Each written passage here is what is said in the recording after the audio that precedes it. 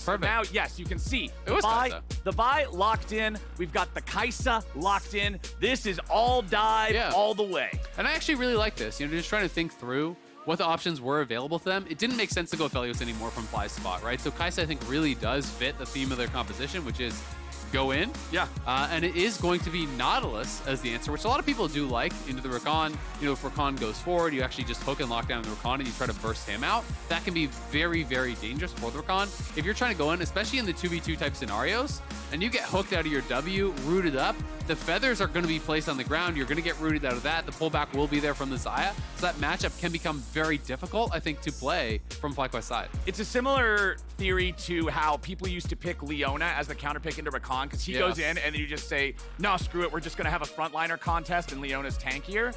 Nautilus not as tanky as Leona, so there is that risk that you're talking about. But Jax is banned out by Immortals. You're going to see Veigar banned out by FlyQuest. Oh. Wait a second, okay. So the sides were backwards earlier. That was what was wrong with the draft. I thought it was confusing that Immortals would ban the Zoe. Oh, yeah, you're right. Yeah, I was like, when it came back up, I was like, oh, I was talking about the wrong team. But Yeah, no, it came back up because it was mistaken. I was like, why would you ban your own man's champion? Like, this is an all-chat everything solo makes queue more thing. sense. Yeah, okay, now I'm clued in. Unless, all right. unless she's been having some bad scrims. Yeah, it's just like, all right, dude. It was like, Zoe's looking good here. Like, ban Zoe. Yeah, he went 1-7 on this for not allowing that to happen. Like, sometimes the self-ban can be very helpful. All right, so at least it makes more sense now, and it makes even more sense now with FlyQuest banning out Lissandra and Veigar, both of which are champions that don't get a lot of play right now. It's Jax and Renekton banned out by IMT. You skip work for this. Top side. Immortals. Get that person off camera. Don't let him see him. No. Just keep the sign in front of your face. We will not tell on you. We are glad you are here. It's everyone's secret. Your secret is safe with us, and Immortals are going to go ahead and lock in a champion that has been no secret to the meta so far this split. It is Ksante for revenge. Yep, Ksante coming through, and they're going to leave 5th pick for Bolulu, which does make sense. It's interesting to see that Veigar and Lissandra and Zoe, all things that are kind of atypical for the meta, are banned against him specifically. So, you know, will it be another angle here for him to go for one of those kind of spicy picks? Hi, Mom. Hope she sees it. Does your mom will actually watch this? So if you had a hi, Mom sign, there's actually a good chance. There's a significant chance. There's a significant chance that your mom would be informed. There's a significant possibility. Yeah. We got some excited FlyQuest fans here ready to go. You know what? FlyQuest actually has the best jerseys this split. Yeah, their jerseys are sick. Their jerseys are the best jerseys. They're pretty nuts. Split, yeah. Like, I really like them a lot. Prince will lock in the Ahri for Vicla, so that's going to be... You're not playing Vel'Koz into that. Yeah, that's not going to be a generally desirable matchup, I don't think. I like League. Hey, me too, dude. That's the happiest League fan I've ever seen. And the final pick of the draft for FlyQuest will be Impact on the Sion. That'll be the matchup with the Ksante. All right, Immortals, this is... Give me the WoWy pick. Give me something that's just like completely... Oh, Galio works too. Yeah, Galio. It's not WoWy, but it's a wow. Wow. Yeah, kind of cool. That's okay. Like, hey, someone tells you a story, and you're like, that's kind of neat. Yeah, wow. All right. That's nice. Okay. I Sure. can dig it. I mean, he's in the sure category. Sure. Yeah. Okay. Fit Galio, sure. Yeah, no problem. I mean, but it is anti-dive, and that's what they need. Yeah. That's why my brain was immediately going to Swain, because what does this comp do? Literally only run at you, right? It's Kaisa, it's Ahri, Vi. That's a really popular combo. Vi ults in. Really easy for Ahri to follow up with the ult into a guaranteed charm. That's a really dangerous assassination combo that can be really, really tough to deal with. So their answer, instead of the Swain kind of being that meatball they have to fight through, is just going to be the Galio counter engage. Vi is going to ult in, Kaisa's going to ult in, everyone's flying in there, and then Galio is a lot of times, if he gets an ult, if he wants to isolate somebody, knock him away from the fight, and then if Galio just abandons the rest of his friends to go help Ksante beat somebody up 1,000 meters away, not precisely what you want, but I think the ideal situation here for Immortals is FlyQuest tries to go in on tactical, he's able to deploy his ulti in time to stay safe, and then the Galio slams down over the top, right? Like, And Galio is going to have to position really well as a result, right? Because if Galio is actually caught in that initial engage, then all of a sudden you don't actually have the ability to really get that ulti chain off. That can be problematic. FlyQuest is going to have to really be cognizant of where Bolulu is on the map, where they're actually committing their resources. If they overcommit too heavily, if they spend everything all at once, Vi ult, Rakan ult, Kaisa ult, everything goes in all at the same time, and they don't actually have anyone marking Bolulu, then it really could get turned around on him pretty hard, especially because, you know, Vi ult is so obvious that it's really easy to respond with the Xayah ult initially. And I hope we're going to get a very PvP heavy early game here, because if you look at the AD carries, there's no cleanse on either one of them, despite the fact that there's some heavy CC on both sides. So I feel like this is just saying, we want combat power, we want a 2v2, maybe a 3v3, drag the jungler down here too. Mate, wait, Impact is level 1ing. This is some ultimate cheese here. They're gonna show. Wait. Oh baby, decimating smash missed. Oh, they wanted to go. Wait, hook him. Wait, hook him. Just hook him. Hook him. I think maybe it was a bait that if they hook him, then they just kill Nautilus. It's worth. Yeah, it's top laner doesn't want to play the game anymore. I promise. I think coming in at the top laner. If your TP gets interrupted there, I guarantee you don't want to play the video game anymore. You are down like 3 levels walking back to top lane if that gets interrupted. Well, it did not get interrupted. Impact loses out on a little bit of, I don't even know if he missed EXP in the lane, really, because he just did one decimating smash. So maybe he missed out on a couple of melee minions, I'm not sure. Cool attempt. Yeah. I don't really get it, I'm gonna be honest. I mean, even if they hit the Q, I don't think you kill anyone. Yeah, like... Right? Like, and you're spending your TP at level 1. Maybe he's just like, top lane is so irrelevant in this game that it's literally worth me doing 100 damage to bot laner to spend my TP top. To use my 6-minute cooldown summoner. That's the state of top lane right now.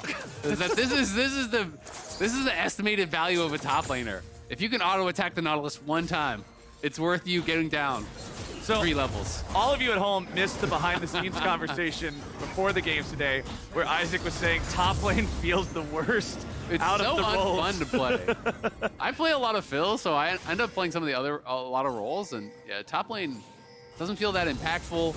It's definitely the least fun to play. Do not recommend playing top lane. Well, Impact doesn't either, because he was playing bot lane as the third man there for a moment. But hey, that's smart. He's back top side now, but Immortals, with the control they have over the top side, they did move Kenvi up. They did contest the blue buff. He was able to steal that one away from Spica, had the faster finger there on Smite. So that means at least they're building something out of the attempted... man, should we call it cheese? Is it cheese or is it unique ingenuity? The innovation. I don't know. I think it was cheese. Anyway, development of the top lane meta. I think if it was a different champion, you could call it strategy. But because Sion is historically known only for like fermented dairy products, you really just, if it's Sion, it's cheese. Okay. You know? Okay. What about if it was like a Fiora and Fiora just like cues out of the bush? Yeah, I think that would be even goofier. Tactical's going to be your target here. Spica flies over the wall. Fleshy ends up taking just as much damage. Re-engages there with a dredge line. But they don't get what they wanted with the blade collar. Yeah, I'm actually really surprised that they couldn't actually land that root onto Spica there. Unfortunate for them. Spica did have a really good path. They get the flash off of Tactical. That is pretty big as the trade of ignites. But it's just a nice little bit of pressure there from Spica. Intelligent pathing from him is going to get them that advantage here on the bot side. But the wave, honestly, still pretty good here for Immortals. And they actually see FlyQuest staying around, so Kenvi can wait if he wants. And Kenvi now knows that he's not actually on a ward here. Wouldn't it be funny if Impact just wins top lane after that? Dude, no way. No way. Hold on. Kenvi's going in. He tried to predict. He was looking to actually hit someone on that flash, you know, where they get the flash out of it, but they're saying you don't have the damage, and Tactical doesn't have a flash, so he can't actually follow up even if you hit the stun. Yeah, so I think it's correct for FlyQuest to say, nope, don't care. They called the bluff. That is really unfortunate for Kenvi, because he actually spent a lot of time down there. He was waiting in the river for, I want to say, 40 seconds, something like that. Maybe I'm overestimating a bit, but it was a while.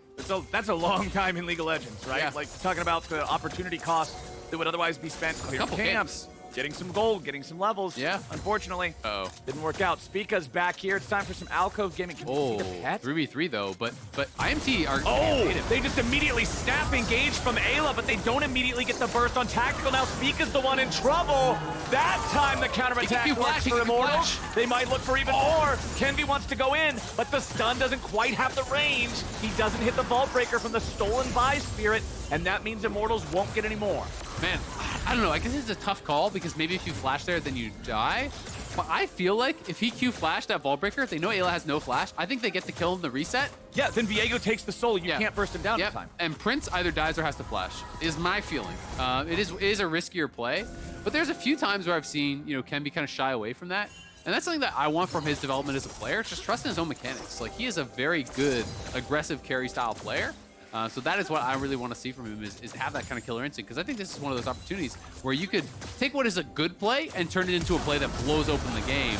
The initial flashback, actually great from Fleshy because he can immediately hook back in.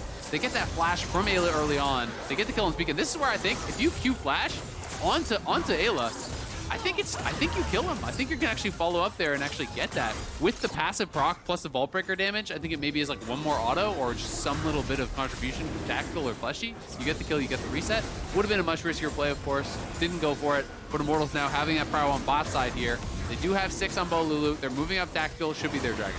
All right, Immortals. Let's see this secure. Should be nothing to it.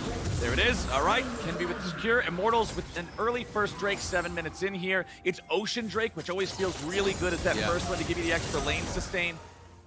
Looking at the state of the lanes overall, you can see about a 2-wave lead for Vicla that's just happened mostly in a vacuum against the Galio. The junglers have been busy. Bot side, top lane is top You can also lane. see top lane didn't matter. Uses TP for nothing at level 1. Completely fine. Didn't matter.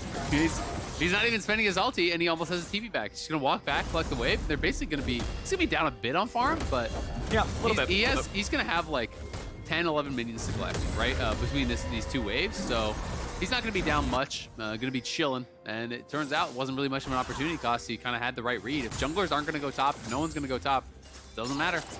Spica level 6 now. Kenvi still only level 5. Vi having that ulti is very scary stuff for pick potential, especially with the follow-up that you were talking about earlier. You go with a Vi ulti, you follow it up with a charm from Ahri, you follow it up with a grand entrance from Rakan. All of a sudden you're in a CC chain for way longer than you would like to be, and usually way longer than you need to be for them to get the kill. Yeah, absolutely. And even though it is a Galio, which people kind of think of as a tank, most people are going AP Galio these days, and he's not even playing Aftershock. He's playing Phase Rush, right? So you can actually even look for those plays on the Galio, even though that seems a little bit counterintuitive.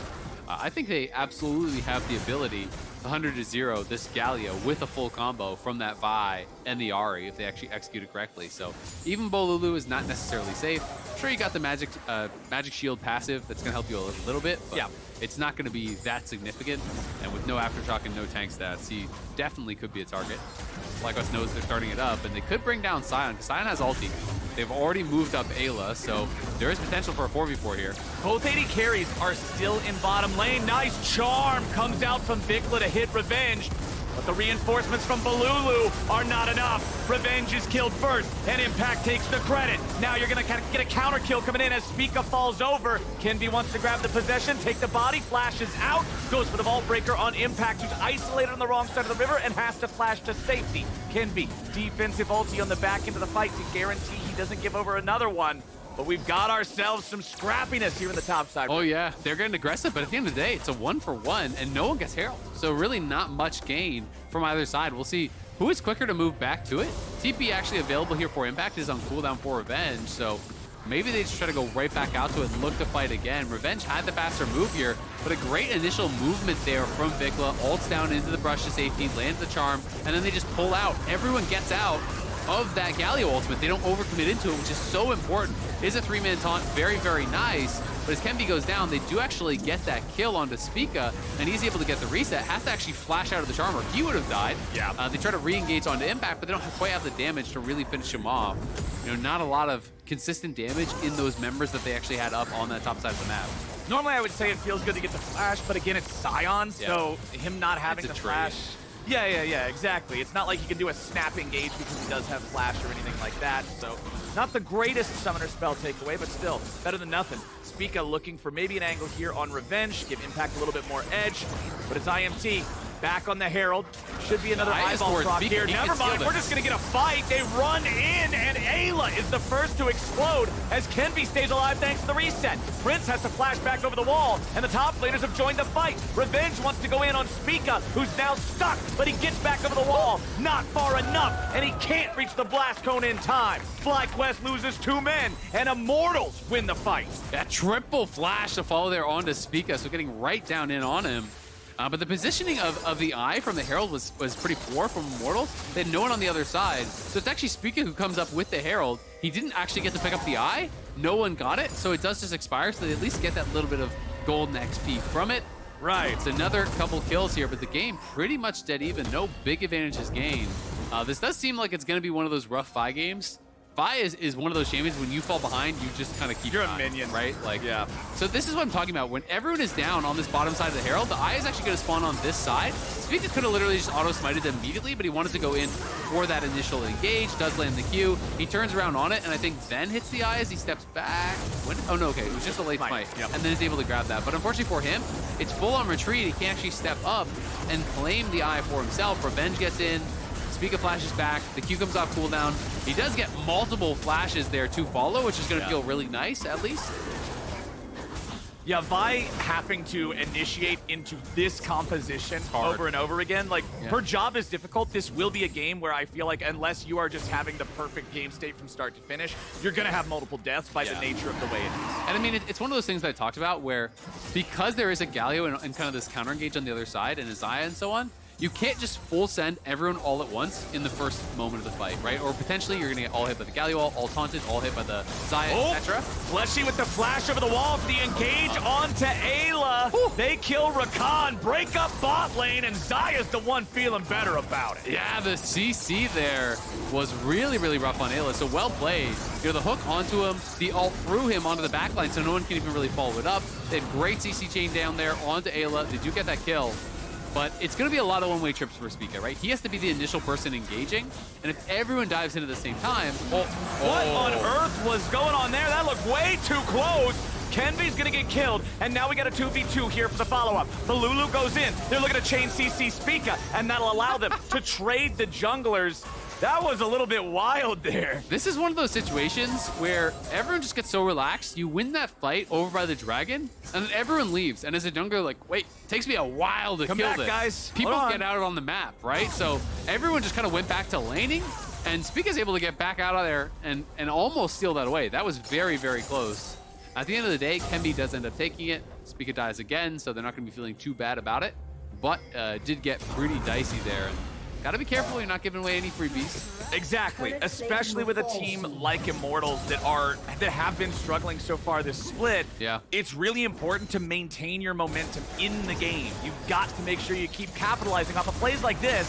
Fleshy with the Hex Flash. Hex Flash, hook, root, stun, knockup, everything's just kind of getting chained in there. They have so many different forms of CC, and then, yeah, this is what I'm talking about. They just kind of get very relaxed, like, oh yeah, it's gone. Everyone just go back to laning. Tax goes towards bot. They see multiple people walking out towards top. He doesn't have smite, by the way, so that's why it got so dicey. It's at 1 HP. Wait, he started doing the crab. Oh my, did he want to let it burn down? I don't think it does burn. Yeah, I'm pretty sure that doesn't work on... I think he just thought his last auto was going to kill it, and that no one was coming, so it Or maybe the pet would attack it, maybe the pet, but I think as soon as you attack the crab, the pet goes on abandons the the previous camp and he goes to the crab. That's how I understand it as well, but I could be misunderstanding that. But either way, got pretty dicey. He was lucky that Spica wasn't able to steal that away.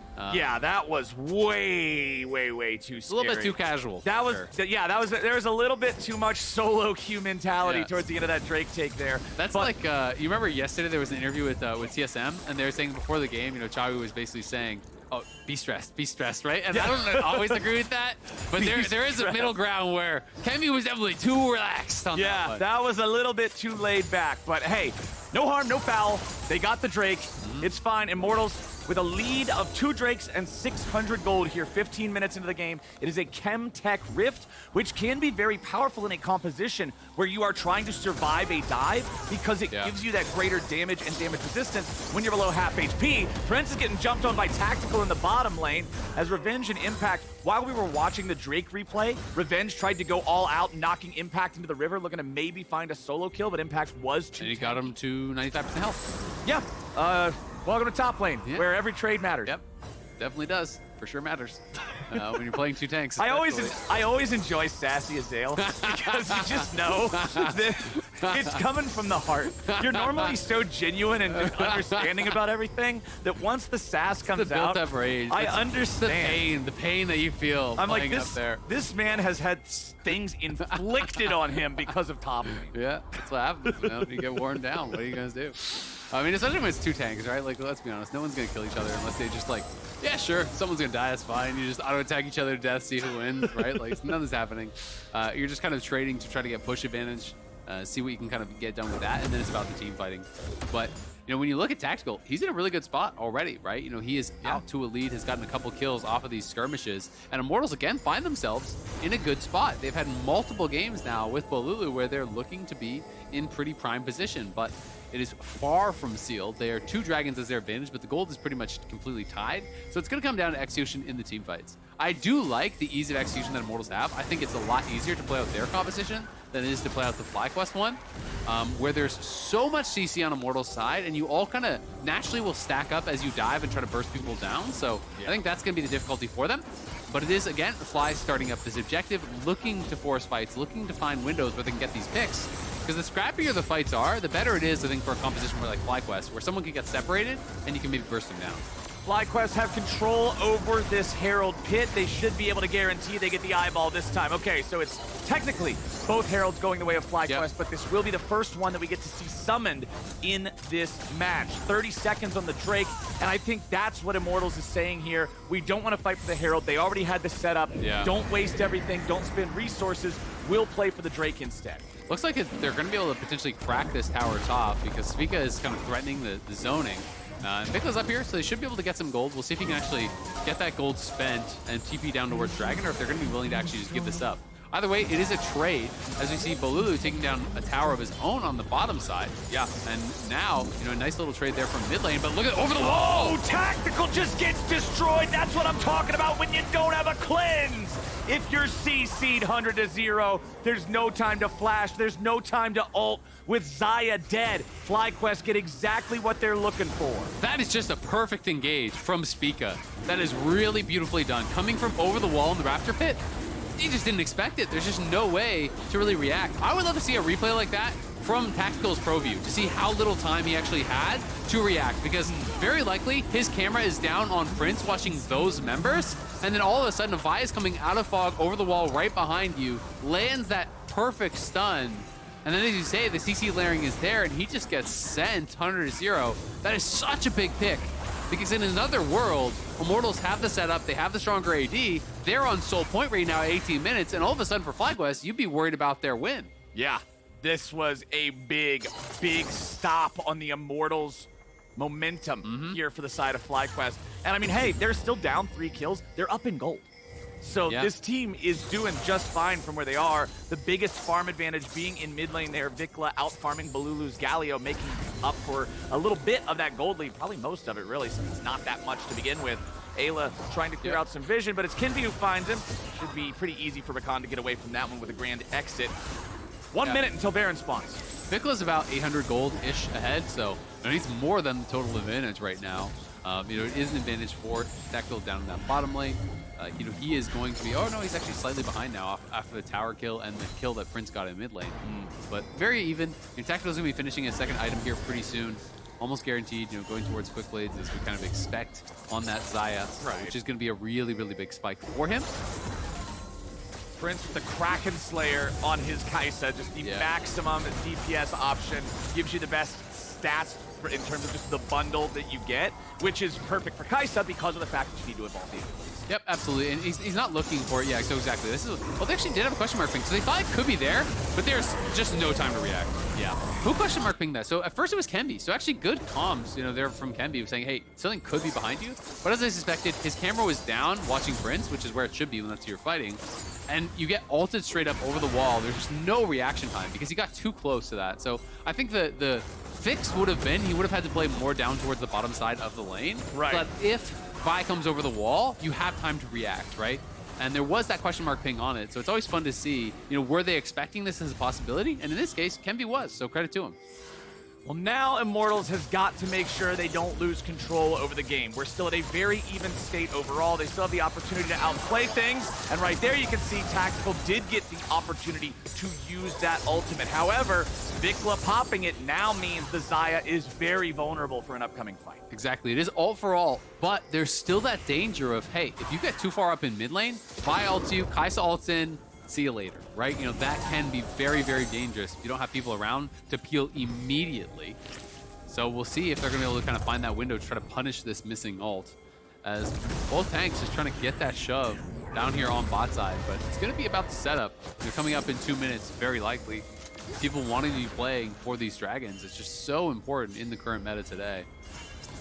Well, Immortals have to deal with FlyQuest in their red side jungle for quite a while now. FlyQuest seems to really like prowling around up here, seeing if they can find any pick in this area. Yeah. They know that that top side tier 1 turret is the only one they've eliminated from Immortals' defensive lines. And hey, FlyQuest is taking the opportunity. They're just going for the Baron. Knock, knock, Immortals. Who's home? They don't know. Who's home? Kraken PD. They're not expecting a 20-minute Baron. This is gone. Unless Kenvi checks instantly. And unfortunately for him, it's not in time. FlyQuest sneak a 21-minute Baron. Rough. And everything that Immortals built in the first 20 minutes of the game crumbles. Yeah, train kind of off the tracks just like that. That sucks for Immortals. It's just a smart play from FlyQuest because they can always peel off. You've got to be so cognizant of these takes. When people are high DPS like build like this, Kaisa with Kraken PD shreds Baron. That goes down really, really fast. You know, all of the damage from your isolated Q is going to be straight on the Baron. And you have that incredible amount of attack speed. You're stacking up the passive very, very quickly. You're able to shred through. And they have such good turn that as soon as they got full control of vision on that top side, it needed to be a concerted effort from Immortals to retake vision so they could at least easily check into the pit anytime people go missing. But they didn't do that, and then it's so slow to actually move forward through those brushes because you know you could be walking into a Charm, you could be walking into a Vi, you could be walking into a Rakan engage, which makes your job very, very difficult on that Immortal side. So a lapse in coverage really punishes them heavily. And this Baron is going to be up all the way through when the Drake would spawn. Pretty much guarantees FlyQuest is going to have control over that. Immortals has to do whatever they can to not bleed gold any further during this Baron phase. It's 1 minute and 45 seconds that FlyQuest have this buff to play with. But bottom tower is for sure gone. You know, we'll see if they can actually defend. Oh, look at this TP. This TP is so far away. It's long range Is TP. this like a delayed thing where he's going to hide for the dragon and then try to look for flank? I think it is. Yeah. He has to get in range to be able to join up with the rest of the team, though, because it's looking like the scrap is going to be up to this top side of the river. I think what they're going to do, they're going to wait for them to start the dragon, then they're going to come in from behind at the same time as they look for an engage from the top side. So that is the angle that they're looking for. This is like the long con. All right, we'll see if they're aware for it at all. Let's see if they can do it. Spica's not near the Drake at all. They're going to find him. Yeah, Prince is just soloing down the Drake. They're like, we don't even need our jungler here. We'll just take it like that. So unfortunately for Immortals, the plan with the Galio, Metal Gear Galio is a flop and does not achieve anything. Or are we still going to get it? Spica's now isolated. Okay. He'll see Bolulu. Prince is still behind. Spica wants to charge away. The plan works out after a long, long time. Yeah. But they end up just trading a kill on Spica for a teleport and a Drake. Now, if they can get Prince, then maybe we're talking about something. Revenge goes in, stun comes out, taunt goes through, Justice Punch lands, damage goes. There it is. Enough to take him to 0. Shutdown over to Revenge. Good couple kills. They do lose the mid lane turret. And the biggest problem is, if there was something up to take, you know, if there was a big objective up, if Baron was up or whatever, when Spica died, then you're feeling pretty darn good about it. But for now, it is just a little bit of gold back, and they're kind of losing equal gold on the other side as they lose that mid lane tier 1. So it's a nice play. You know, it's something that we want to see Immortals continue to do when they fall behind, if they get in these bad spots. They've got to look for winning plays, and I think this was an opportunity for that. Yeah. Unfortunately, it just amounts in a couple kills and, you know, kind of stabilizes that goal at the 2K deficit. So we'll see where they can go from here. They couldn't get the angle in time to fight for the Drake. FlyQuest, I think, did a good job of not overcommitting people in the Drake pit, just leaving Prince there. Hey, man, you're playing Kaisa, you have Plasma. It's a really easy take for a 2-item AD carry to solo that one down. So, still, about a 2,000 gold lead for the side of FlyQuest over Immortals. Long way before we get ourselves another neutral objective to fight for. Still 2.5 minutes before that Baron respawns. And if you're Immortals, now you've got it in the back of your mind. They do this fast. We cannot afford to be lazy with the vision. Absolutely. I mean, they have really got to be on point. But checking is difficult. If Revenge is not there, there's not anyone that's actually super safe to actually check these brushes. So they kind of have to slowly clear it, be grouped up as a team, move forward. You can have Galio walk up. You don't really want to engage on the Galio, but Galio is still AP. Like, you can have his Zonias to try to keep him alive, but it does become a little bit difficult. And there's just so much CC and burst from the FlyQuest team that this is why they have to be grouped up like this. They need all 4 members basically to walk in because they don't know who's stacked in a bush.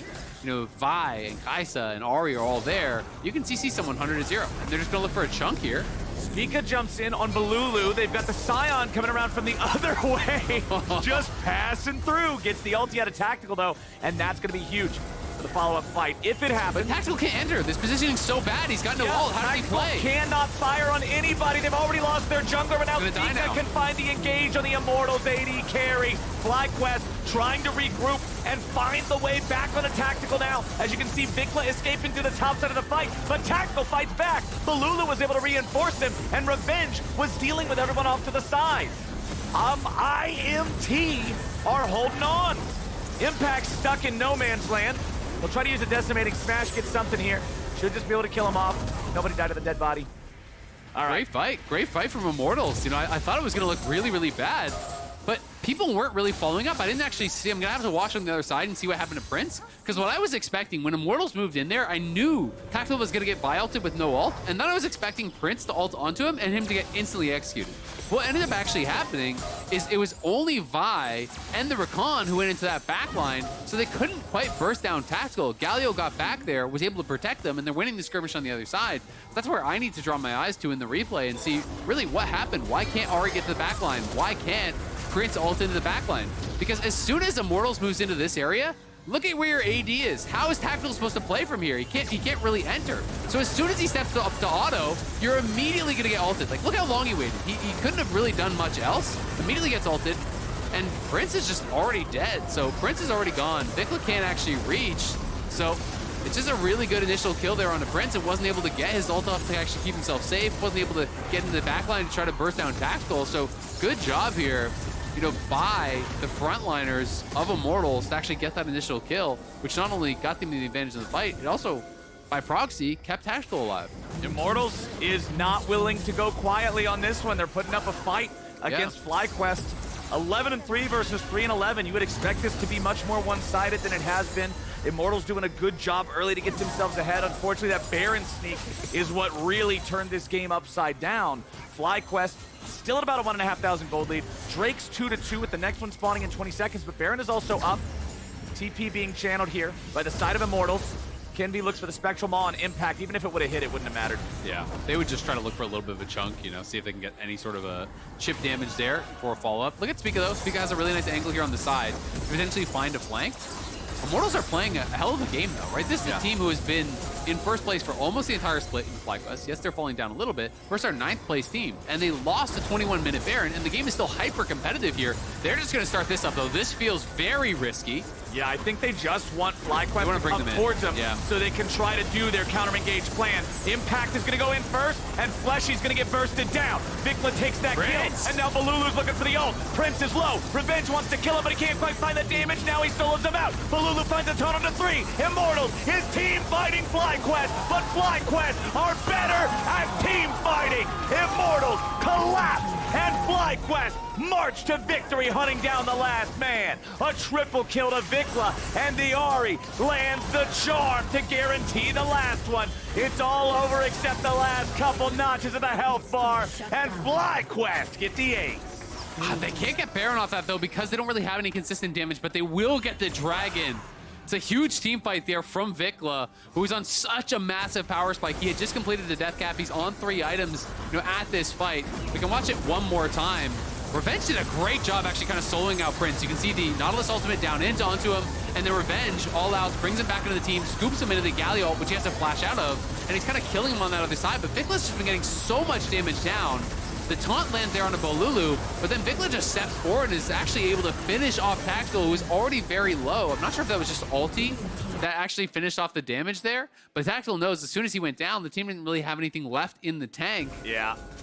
And it's, again, one of these situations where, oh my God, he got so much down. That has to be like Orbit Deception hitting so many people back and forth, multiple members. I mean, he is giga fed now. He almost bought a full Void Staff off that. He has both the components of the Void Staff already in. Lighting Jewel and the Blasting Wand done. So Ahri is ridiculously strong. If anyone gets charmed, you're dead. They're pretty much dead. Yeah, the only person is Revenge, who's not just gonna die. But basically anyone else is easy pickings. And even Revenge, I mean, Jack shows the only item in his inventory that gives him any magic resistance. Yeah. So Ksante dealing with something like Ahri that does have a lot of damage over a consistent amount of time, right? It's not just one burst combo, you're done. I think Revenge even can't afford to stay near this guy for too very long. Everything Ahri does is AoE. The Foxfires hit multiple targets, the Q hits multiple targets, the ult hits multiple targets. He will be slowly getting whittled down by Vicla this. just showed top though. So are they going to try to look for this? Impact, once again, leading the way. Vicla coming down, finds the charm under Revenge. He manages to buffer through it. Yeah, that's important. Good buffer there. Try to keep himself safe. But this is that difficult spot, right? And that's why they're actually pulling Revenge over here. They're saying, we can't check brushes. They're actually just doing too much damage at this point. Kenvi, you should not have looked for that. Man, I don't know about that one. Kenvi has to use his ulti defensively just to escape. And now FlyQuest are seeing what else they might be able to find. Spica had to flash back. Vicla goes in for the side, chunks Fleshy down to half. Revenge tries to retreat, covering the exit for the remainder of Immortals. Kenvi wants to use the honey fruits to heal back up. FlyQuest still has more HP to work with overall. The biggest issue is Kenvi being low. He's still healing up off of the Wolves. Look at the Orb of Deception, just chunked 1,000 HP off of Revenge. I mean, it was actually really well played by Tactical as well. I think most people, when they see the Ahri flying in there, would just insta-press their ult. But he actually just trusted in his mechanics. He sidesteps the charm, does stay alive, so he still has the ulti available, which he may need now. Oh no, he's just gonna die before he gets to use it. They're too fed with the Ahri, and FlyQuest are looking real good in this fight. Impact CC'd everybody. Bolulu and Revenge want to get something, but the only thing they're gonna get's an obituary. It's Spica picking up the one on Bolulu. It's FlyQuest getting 4 for nothing, and now they're just walking it down mid lane. Yeah, and they could potentially just end the game here. We'll see how far they want to go. The minions are now arriving, and they've just been tanking it up. They are pushing in here. I think they could end. We'll see if they want to go for it. It's game. They've got way too much damage. Mages win fed with a ton of AP, just absolutely melt through turrets. Prince is still alive. This thing's gonna crumble. Revenge is trying to stop him, but the tank Ksante just melts. That'll do it. Immortals put up a fight, but FlyQuest proved too great of a challenge.